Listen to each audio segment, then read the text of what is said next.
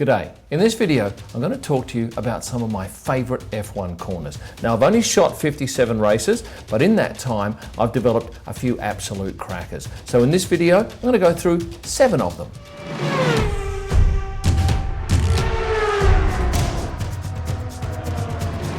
Shooting Formula One is an absolute blast.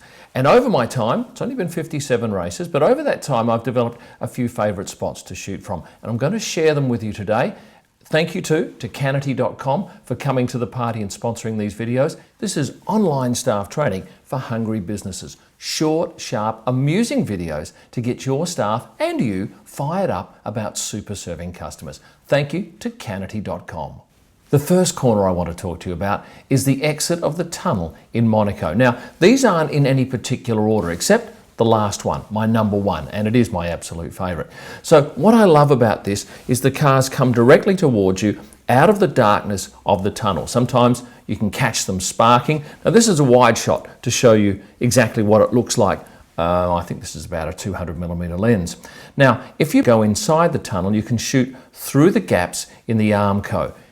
I've got to say, this is the loudest of any place I've ever stood in my life, and what it must have been like back when the V10s were running would have been absolutely mind-blowing. This is about the only place on the whole calendar that I need to wear earplugs, and I do. Coming back about 100 metres, I can shoot with a 600mm lens, get the cars coming into light with darkness behind. And as you can see, there's lines on the road here. It just depends on where the car is situated as to how good your shot is. But you'll see that once on the right hand side here, you still get a little bit of yellow markings. But if you go to this particular shot here, the car is moved over to the right point in the road, and Daniel from 2018 is coming directly towards me, black in the background. Now, there's a little bit of post-production here, but not a lot to get that black absolutely black.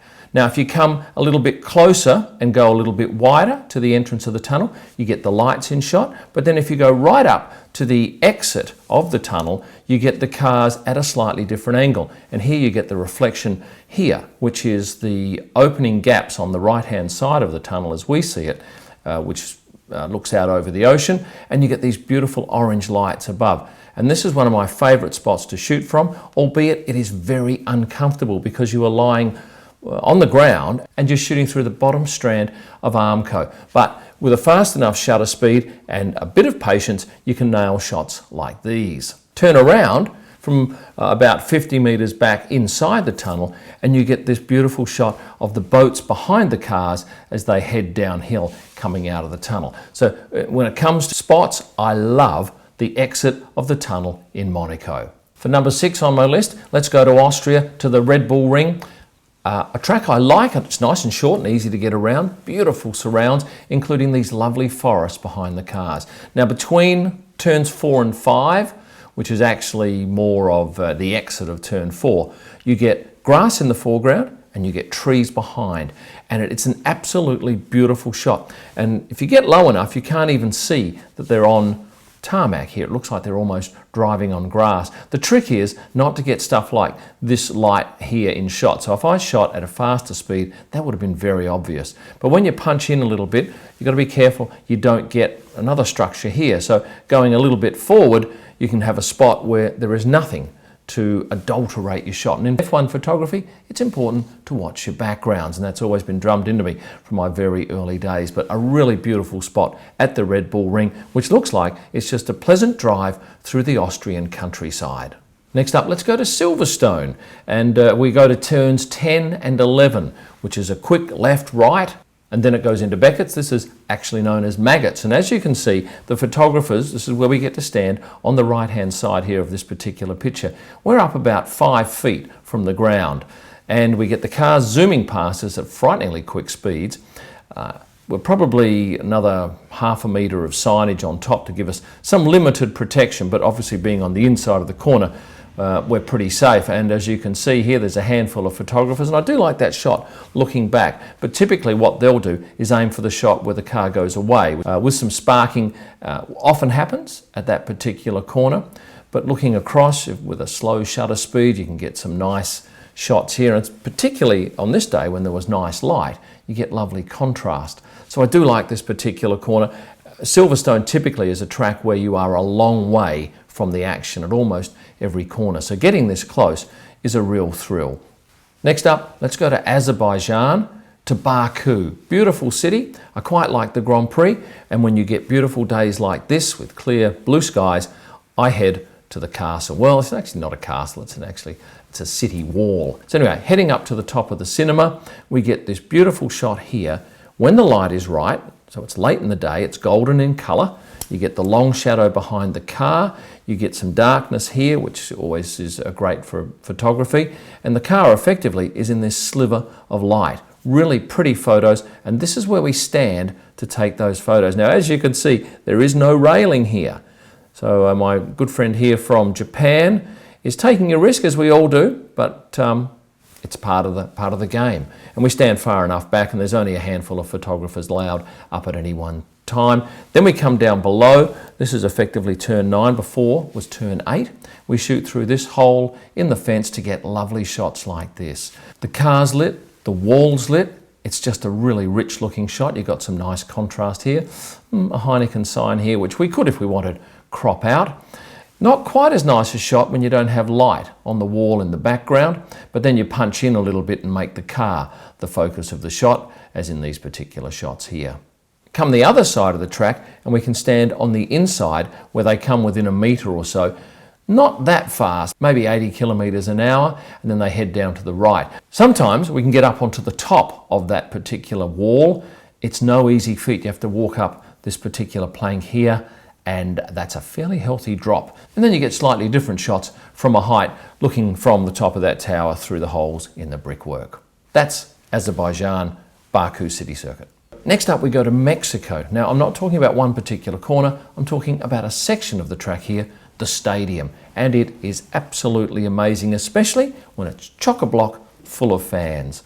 And this is a practice session, so it's not completely full, but look at the view, it's just glorious. And you can walk all around one section of the grandstand, and then you have to cross over the track, which is a bit of a journey. It's probably about 12 minutes to get across to the other side and shoot that. But there are a myriad of shots to be had here. This one's taken with a 45mm tilt shift lens. You get lovely colour on the ground here with the Heineken and the Mexican logos being prominent. You can shoot from ground level here, looking back with this Mexico sign here. Now, the year prior to this, they had this beautiful flagging up there, which had a particular print on it, which was quite lovely. However, the following year, they had that overhead camera run through there, which meant that they couldn't have this particular flagging there. And I thought that was a shame. But certainly you can get close to the cars down below. This is once again in a practice session, as you can see, not a full grandstand here. They come past quick and do the left and then the right and head out of the stadium. Moving slightly around, you get shots of one section of the grandstand. The fact is, we have great movement throughout the whole section of that particular stand. And if you go into the crowd downstairs where the tables are, you can stand on a table and you can shoot over the top of the patrons and shoot a blurred shot where the car is sharp, but the foreground and the background are blurred because you're shooting at, say, a 10th or a 20th of a second. And then moving back into the moat, in other words, in front of the crowd, just behind the fence, you can take shots of the cars leaving the stadium. Once again, if you use a slow shutter speed, you can blur the background and get a bit of colour into it. And then late in the afternoon, if you're lucky and the sun's out, you'll get this beautiful golden light. So I love shooting in the stadium in Mexico. 2 more to go, and I'm going to go to Monaco again. Yes, I know we had Monaco at the start. Here's Monaco, the exit of swimming pool. This is it here. The cars come around with a right-hander. They're not going that fast, probably 80 k's, 100 k's an hour, which is fairly fast, I guess, when you have a look at where we actually shoot. This wouldn't even be a metre high, would it? No, I don't think so. It's the height of a tyre. They come around at speed. They get very close to us. It's an amazing spot to stand. Photos are good, but just for the buzz of being that close is a real absolute win. As you can see here, our guys have to stand back probably 30 centimetres. That's really the only stipulation. We shoot the cars. Sometimes they actually touch their wheels on the Armco as they go past. And I asked Roman Grosjean the other day when I talked to him on my YouTube channel whether he actually noticed us standing so close, and he said, nope, his eyes are purely focused on entry-exit points. He doesn't see anything else around him at that time. But I really love this particular spot for the thrill that it gives us. But my absolute #1 favourite to shoot at is this one in Spa. Now some say it's Eau Rouge, some say it's Raidillon. It's this corner here. Whatever that one is, that's the one I love, because as you can see here, there's an area that we're able to stand. Now the cars are flying down that hill at probably 300 kilometers an hour. They go over this rumble strip. They make a hell of a noise with their tires. And in fact, the tire noise is louder than the engine noise. And we are, I'm thinking 3 meters away.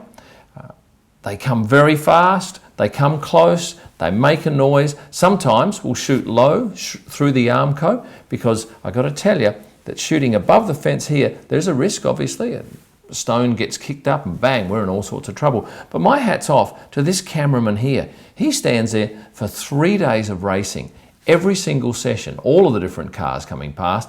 And I tell you, he is an absolute daredevil.